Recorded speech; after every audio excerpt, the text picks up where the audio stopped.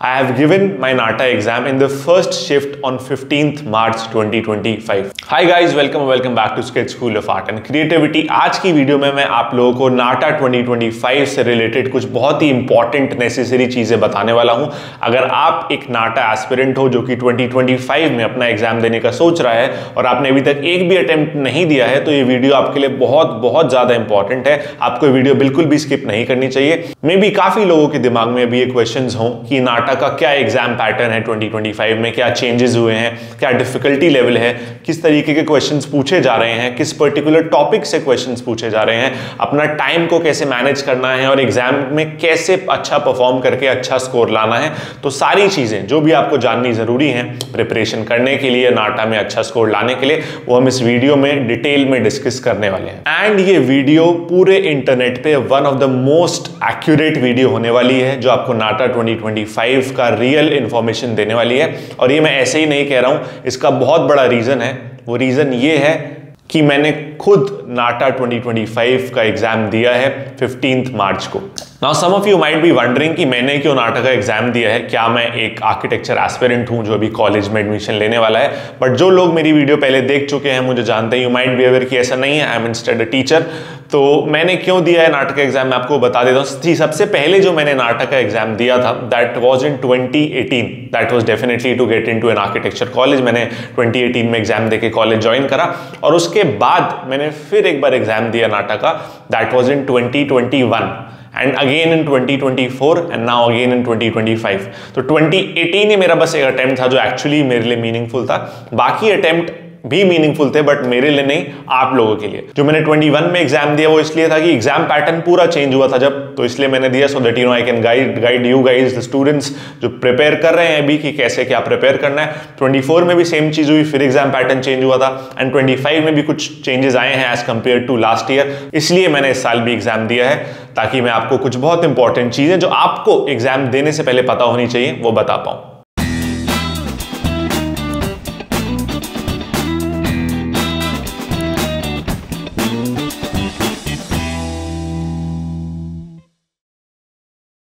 So in the NATA exam आपके दो sections रहते हैं। There is aptitude which is for 120 marks and there is drawing which is for 80 marks।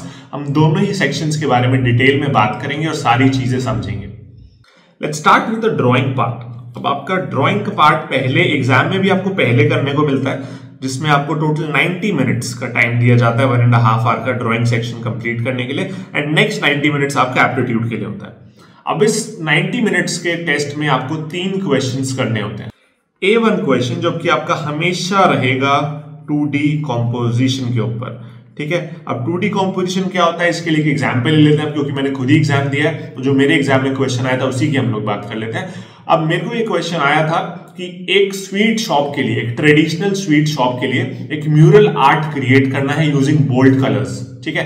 तो ये question आपको एक बेसिकली अगर सिंपल तरीके समझे तो एक वॉल का शेप बना के ऐसे रेक्टेंगल जैसे वॉल होती है, एक म्यूरल आर्ट इंटरेस्टिंग सा क्रिएट करना है क्वेश्चन को जो आपका सेटिस्फाई करे कि बोल्ड कलर भी यूज हो और एक इंटरेस्टिंग डिजाइन भी क्रिएट हो। इसमें आप स्वीट्स बना सकते हो, इंसान बना सकते हो, जो आपके दिमाग में आए एक अच्छा म्यूरल आर्ट बनाने के लिए आप वो उस तरीके से क्रिएट कर सकते हो। जो 2D कॉम्पोजिशन का आपका क्वेश्चन रहता है A1 वो हमेशा कलर्स के साथ ही होता है। कलर करना कंपलसरी रहता है फर्स्ट क्वेश्चन में एंड 90% ऑफ टाइम्स ना कलर स्पेसिफाई भी करते हैं, मतलब एग्जैक्ट कलर भी कर देते हैं कभी कभी तो कि यही 2 कलर यूज करने हैं, यही 3 कलर यूज करने हैं, बट एटलीस्ट कम से कम जैसे बोल्ड कलर्स या फिर warm colours, cool colours, use complementary colours, at least कोई टाइप ऑफ कलर स्कीम में एक टाइप ऑफ कलर्स को जरूर स्पेसिफाई करते हैं 90% ऑफ द टाइम कि आप यही चीजें यूज करो। तो ये क्वेश्चन आपका एक हो जाएगा कलर वाला। नेक्स्ट क्वेश्चन आ जाता है आपका A2 question which is actually a 3D composition. तो आप जैसे नेम से भी आपको पता चल रहा है पहले 2D था बस अब 3D हो गया।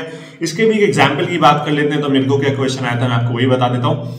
मुझे क्वेश्चन में दिया गया था that you have 2 earthen pots, 2 glass bottles, a money plant and a copper plate. ये सारी चीजें बताई गई थी। ये यूज करके एक इंटरेस्टिंग स्कल्पचर यानी कि 3D पूरा एक लेआउट उन सबको साथ में रख के क्रिएट करना है and it was also written in the last sentence show shade and shadow.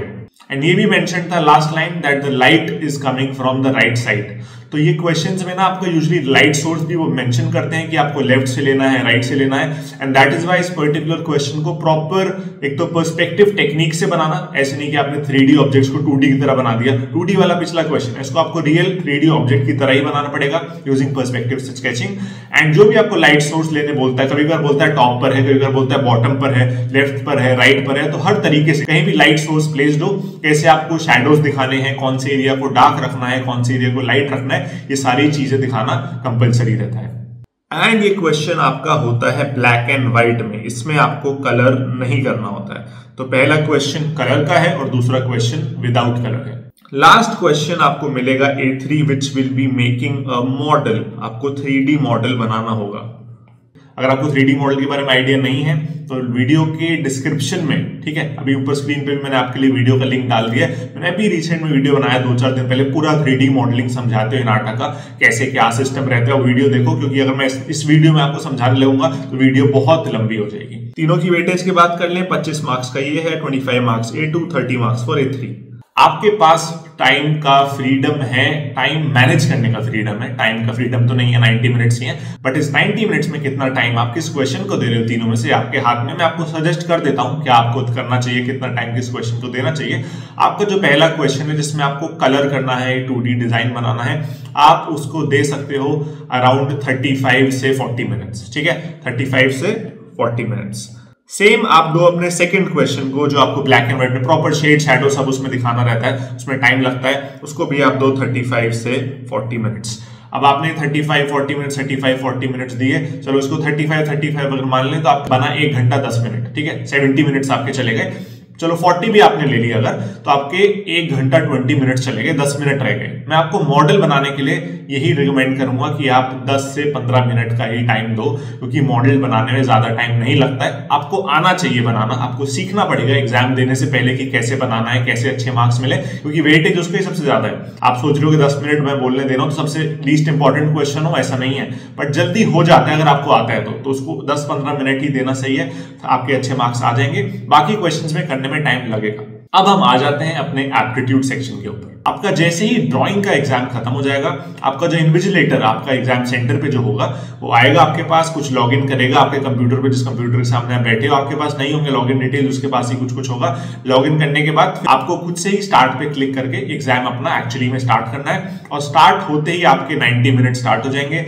आपको 90 मिनट्स में एग्जाम करना होता है, बट आपको स्टार्ट करते ही लगेगा एक बहुत बड़ा झटका। अगर आपको अभी तक नहीं पता ये तो आपके लिए जरूर झटका होगा। वो आपका जो क्वेश्चन, पहला क्वेश्चन जो स्क्रीन पे आएगा उसके ऊपर एक टाइमर चल रहा होगा, लिखा आएगा पहले, वैसे आप पढ़ भी सकते हो बट मैं आपको बता दूं 108 सेकंड्स 108 सेकंड्स ही मिलेंगे आपको वो एक क्वेश्चन करने के लिए। तो आपको 108 सेकंड्स में ये क्वेश्चन को करना होगा। अब सपोज आपके पास ना एमसीक्यू में होता है क्वेश्चन, तो 4 ऑप्शन है A B C D, आपने एक चूज करा, आपको आता है क्वेश्चन, आपने एक चूज करा, आपने सबमिट पे क्लिक करा और आप नेक्स्ट क्वेश्चन पे चले जाओगे, ठीक है। बट अगर आपको नहीं आता तो क्या करना है, आप गेस कर लो, क्योंकि अगर आप स्किप कर ही नहीं सकते, आप अगले क्वेश्चन पे जा ही नहीं सकते बिफोर आंसरिंग और वेटिंग फॉर 108 सेकंड्स। देखो नेगेटिव मार्किंग है नहीं नाटा में, ठीक है। तो चारों में से अगर आपको आता है वेल एंड गुड, नहीं आता तो भी गेस करके सेलेक्ट करके आगे बढ़ जाओ, क्योंकि स्किप करने का क्वेश्चन को ऑप्शन नहीं है। अब जैसे ही आप आए अपने नेक्स्ट क्वेश्चन पे, नेक्स्ट क्वेश्चन में भी 108 सेकंड्स ही रहने वाले हैं। तो बेसिकली हर एक क्वेश्चन, टोटल 50 क्वेश्चंस है नाटा में, जिसमें से 42 क्वेश्चंस आपके एमसीक्यू बेस्ड हैं और 8 क्वेश्चंस आपके एनसीक्यू यानी कि नो चॉइस, इसमें सीधा आपको आंसर टाइप करना होगा कीबोर्ड से, ये वाले हैं, ठीक है। तो हर एक क्वेश्चन के लिए 50 क्वेश्चन जो आपके पास है, 108 सेकंड्स का ही टाइमर होगा आपके पास। आप उससे कम में करके, मतलब सपोज आपको आंसर आता है 10 सेकंड में, चूज करके आगे बढ़ गए, वो कर सकते हो, बट 108 सेकंड से ज्यादा किसी भी क्वेश्चन के लिए आप टाइम नहीं ले सकते। अब सारे क्वेश्चन तो ऐसे होंगे नहीं जिसमें आपको 108 सेकंड्स लगेंगे, या तो आता होगा या नहीं आता होगा, तो जरूर कुछ टाइम बचेगा। तो आपका एग्जाम जो है डेफिनेटली 90 मिनट से कहीं पहले ही खत्म हो जाएगा। मेरा खुद का एग्जाम आई थिंक 40 मिनट्स में खत्म हो गया था, ठीक है। ये तो हो गया पहला ट्विस्ट जो नाटा ने ऐड करा है इस साल। 108 सेकंड 108 सेकंड ही आपको मिलने वाले हैं। अब क्वेश्चन लेंथी होगा तो आप फंस जाओगे। सपोज आपको आता ही नहीं है तो भी ठीक है, आपको अगर आता है क्वेश्चन तो भी ठीक है, बट अगर आपको आता है और आप थोड़ा स्लो जा रहे हो, उस मैथमेटिकल क्वेश्चन है, तो आपका आते आते क्वेश्चन भी रह जाएगा अगर आपका टाइम खत्म हो जाएगा। तो टाइम पर question becomes a very important factor in your preparation as well. अब बात कर लेते हैं हम अगले ट्विस्ट की। अगला ट्विस्ट क्या है कि नाटा आपको ये नहीं बताएगा कौन सा क्वेश्चन कितने मार्क्स का है, बल्कि एक अलग ही सिस्टम इस साल से फॉलो हो रहा है। वो सिस्टम क्या है? सपोज आपका पहला क्वेश्चन आया, पहला क्वेश्चन आपका हमेशा रहेगा इजी, ठीक है, तो as compare to other questions वो इजी रहेगा। अगर आपने इसको सही कर लिया तो आपका अगला क्वेश्चन हो जाएगा थोड़ा सा और टफ, इसको भी सही कर लिया तो और अगला क्वेश्चन हो जाएगा और टफ, और ये भी सही कर लिया तो मे बी और ज्यादा टफ हो जाएगा। मैंने जितना नोटिस करा अराउंड 4 मुझे डिफिकल्टी लेवल्स देखे, जैसे मैं सही करता गया क्वेश्चन को तो 4th क्वेश्चन सबसे टफ था, फिर वापस एक थोड़ा इजी क्वेश्चन आ जा रहा था। तो मैंने जितना नोटिस करा 3 या फिर 4 डिफिकल्टी लेवल जैसे ऑलमोस्ट सेट थे। ये तो मैंने बता दिया अगर आप सही करते जा रहे हो। व्हाट इफ आप अगर गलत कर दो, चलो पहला मैंने सही करा सपोज, दूसरा थोड़ा जो टफ हो मेरे को नहीं आया तो वो गलत हो गया, तो अगला क्वेश्चन फिर इजी हो जाएगा। तो आपको मुश्किल क्वेश्चन जब भी मिलेंगे अगर आप क्वेश्चंस को सही कर रहे हो, एंड जितना हार्डर क्वेश्चन है उतना ज्यादा ही उस क्वेश्चन का वेटेज है। ये दिखाएंगे नहीं वो कितना वेटेज है, कोई ट्रांसपेरेंसी नहीं है कि आपका कितने मार्क्स का क्वेश्चन है, किस हिसाब से आपकी मार्किंग होने वाली है, कुछ नहीं आपको बताने वाले।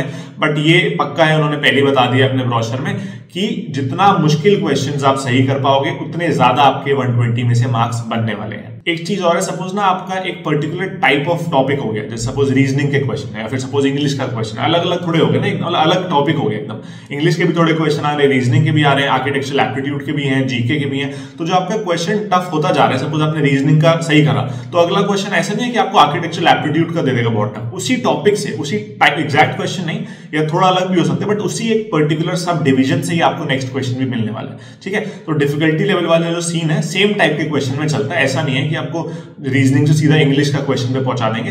तो आपका सेट में चलता है, मतलब एक पर्टिकुलर टाइप के थोड़े क्वेश्चन, फिर एक पर्टिकुलर टाइप के थोड़े क्वेश्चन, फिर एक पर्टिकुलर टाइप के थोड़े क्वेश्चन, इस तरीके से चलने वाले। देखो मैं तो खुद ही एग्जाम दे के आया हूं, तो मैंने देखा है किस तरीके के क्वेश्चंस हैं, क्या नहीं है। और हम लोग एसएससी पे 6 साल हो गए हमें पढ़ाते हुए बच्चों को नाटक के लिए। जो भी पैटर्न चेंज हुआ है इतने साल में, मैंने आपको बताया 21 में भी हुआ था, फिर अभी भी 24 में हुआ था।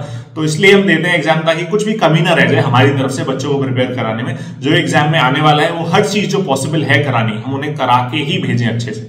तो एग्जाम देके मुझे समझ आ गया कि हाँ, सिलेबस जो है पेपर पैटर्न एकदम लास्ट ईयर जैसा ही है, और हम लोग एकदम सही डायरेक्शन में आप लोगों को पढ़ा रहे हैं, सारा कुछ सिखा रहे हैं, और कोई तरीका नहीं है और कोई वे नहीं है इससे अच्छा प्रिपरेशन करने का। तो अगर आप अभी तक एसएससी में नहीं ज्वाइन हुए हो, आपने आज तक हमसे कॉन्टैक्ट भी नहीं करा है पहले, तो डेफिनेटली एक बार हमें मैसेज करो।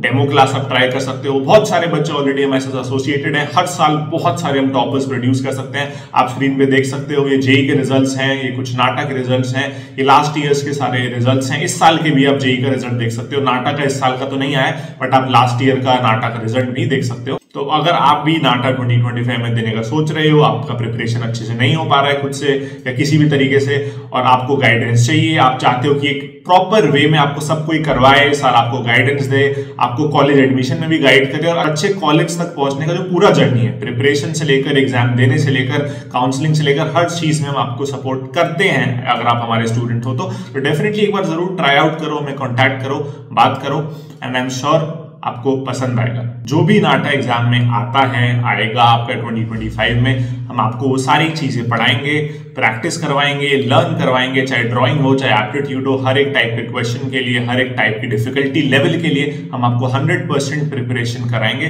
तो एक बार जरूर हमें कॉन्टैक्ट करो। वीडियो के डिस्क्रिप्शन में आपको हमें व्हाट्सएप पे कनेक्ट करने का, कॉल करने का, हमारे वेबसाइट पे जाके डेमो क्लास बुक करने का, हमारे रिजल्ट्स और कोर्सेज चेक करने का, सब कुछ का इंफॉर्मेशन वीडियो डिस्क्रिप्शन में मिल जाएगा। एक बार जरूर चेकआउट करना। और ये बताने के साथ हम चलते हैं अपनी वीडियो में आगे। अब ये भी बात कर लेते हैं कि क्या क्वेश्चन, अभी ये भी बात कर लेते हैं कि क्वेश्चन जो मैंने बताया आपको, क्वेश्चन ये है वो है, मतलब इस टाइप का मैंने आपको बेसिक तो आइडिया दे दिया कि किस तरीके का एग्जाम पैटर्न है, क्या डिफिकल्टी लेवल है। डिफिकल्टी लेवल मैंने आपको बता दिया है, एज पर यू अलग है, तो उनके पास सारे टाइप की डिफिकल्टी हैं। अगर वो इंटेलिजेंट बच्चे हो, आपने प्रिपरेशन अच्छे से करा है, तो आपको और मुश्किल क्वेश्चन देंगे। अगर आप ऐसे ही बिना प्रिपरेशन करे अच्छे से या सही तरीके से नहीं करके जा रहे हो, तो आपको जो क्वेश्चन है उसका लेवल कम ही मिलेगा। तो वो आपके ऊपर है कि आपने कैसा प्रिपरेशन करा है, कितनी मेहनत करी है, सारा कुछ उस पर डिपेंड करने वाला है। हर एक बच्चे के लिए क्वेश्चन अलग होने वाले हैं। अगर आपको मैं बेसिक डिस्ट्रीब्यूशन बताऊं, आपके पास जो टॉपिक्स हैं वो रीजनिंग है। मैं एक डिटेल वीडियो डालने वाला हूँ बहुत जल्दी, हाउ टू क्रैक नाटा 2025 के ऊपर। तो चैनल को सब्सक्राइब कर दो अभी तक नहीं कर रहा है, बेल आइकन प्रेस कर दो, उससे आपको डिटेल में सबका आइडिया लगेगा। बट एक बेसिक आइडिया इसमें भी मैं देता हूँ। रीजनिंग हो गया, जिसमें काफी सारी चीज आ गई, नॉन वर्बल, लॉजिकल, वर्बल, सारे टाइप का रीजनिंग। इंग्लिश के क्वेश्चन हो गए, देन आपके मैथ्स के क्वेश्चन हो गए। अब मैथ्स नाटा में थोड़ा अलग रहता है, इसमें दो चीजें हैं, एक तो आपका है क्वांटिटेटिव एप्टीट्यूड और एक आपका है ज्योमेट्री। ठीक है, ये दोनों चीजें हैं मैथ्स के अंदर। मैथ्स के क्वेश्चन भी आपके अच्छे खासे थे, अभी मैं बात बताता हूं आपको कितने कितने क्वेश्चन अप्रोक्सीमेटली थे। इसके अलावा आपका हो गया आर्किटेक्चरल एप्टीट्यूड, ऑफ कोर्स वो भी काफी इंपॉर्टेंट है। इसके साथ आपका हो गया अलग से, सॉरी साथ नहीं, जनरल नॉलेज के questions.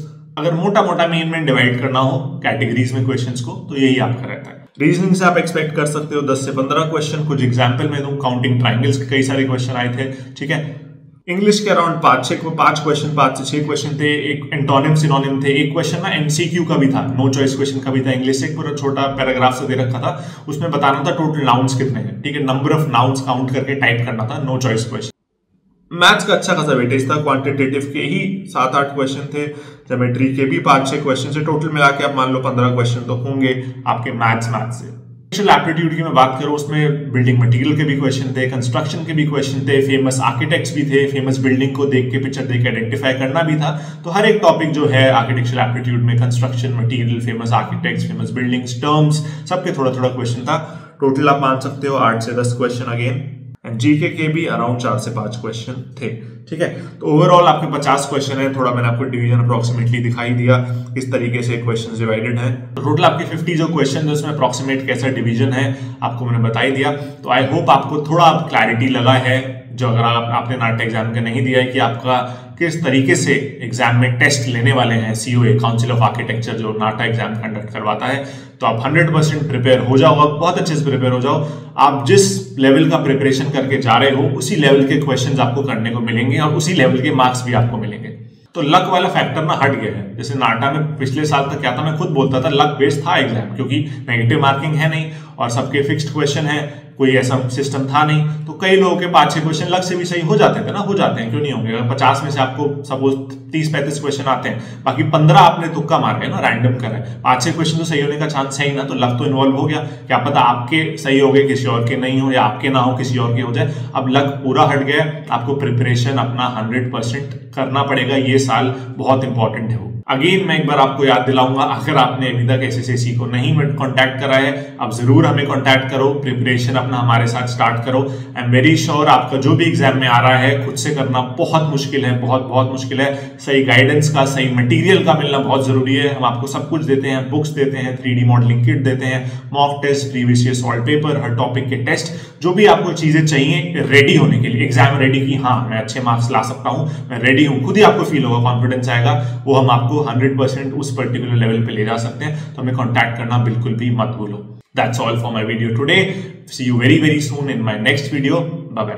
I have got 98 percentile in JEE BH and 166 marks in my NATA examination. I scored 99.6 percentile in my JEE paper 2 and my all India rank stood 292. And I scored 99.85 percentile in the JEE BH examination this year, securing an all India rank of 120. My JEE score is 99.66 percentile and my NATA score is 168. If you want to do architecture, I feel SSAC is the place you can trust in for your preparation. The teachers at SSAC are amazing. They helped me so much with their incredible techniques which you cannot find anywhere across the internet. I've searched them all. I loved everything about the institute. Would like to especially thank Sanjay sir and Samiksha ma'am and Shrestha ma'am and Shruti ma'am. You were all fabulous. Cannot find this level of quality education anywhere else. I would recommend people to join SSAC who score amazing in their exams. I can't recommend SSCC enough for all the students who want to prepare for JEE BH and NATA exam. I recommend you to join SSCC because everybody who is regular to the classes have gotten their ranks. So why not you? All the best.